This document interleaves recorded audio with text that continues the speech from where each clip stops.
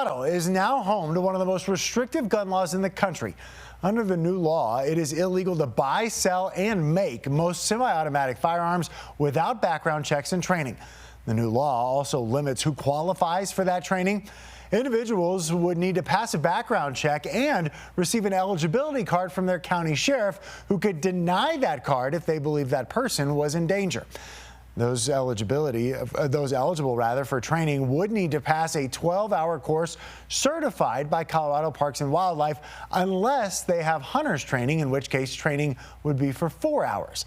The names of those who go through the training would then go into a state database, allowing them to purchase a gun after passing another background check. Your reporter in Adams County, Gabrielle Vidal, joining us live tonight. And Gabby, you spoke with a firearms training instructor in Westminster today about how this new law will impact them. Yeah, that's right, Michael. And while it's important to know that this law won't actually take effect until August 2026, many people are already starting to think about it, including people who sell guns and businesses who train in the use of firearms, just wondering what this will mean for how they operate moving forward. It's a very complex situation. That's how Edgar Antillon describes the changes that could be coming to firearms training locations like his. As the co-founder of Guns for Everyone, Antillon offers free concealed carry classes in response to previous legislation that began mandating the 8-hour course in order to obtain a permit.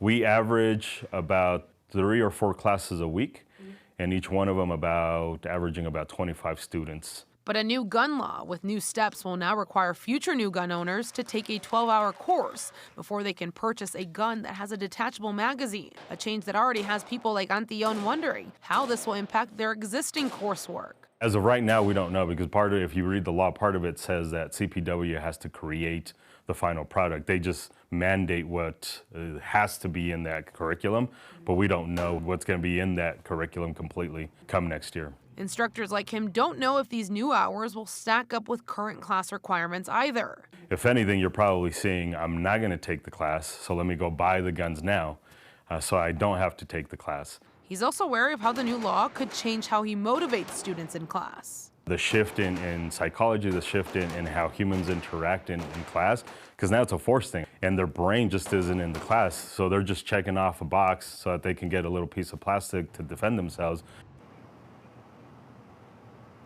And the firearms instructor tells us that he still plans on offering free courses for the concealed carry permit, but also in addition, when this law takes effect, will offer free courses for people to be able to get that permission in order to get their handgun for as long as he's able to offer that free service. In Denver, Gabrielle Vidal covering Colorado First. All right, Gabby, thank you. The National Rifle Association of America responded to the new law, saying in part, quote, "Instead of respecting the individual liberties of gun owners and hunters in his state, he bent the knee to the radical gun control element of his party.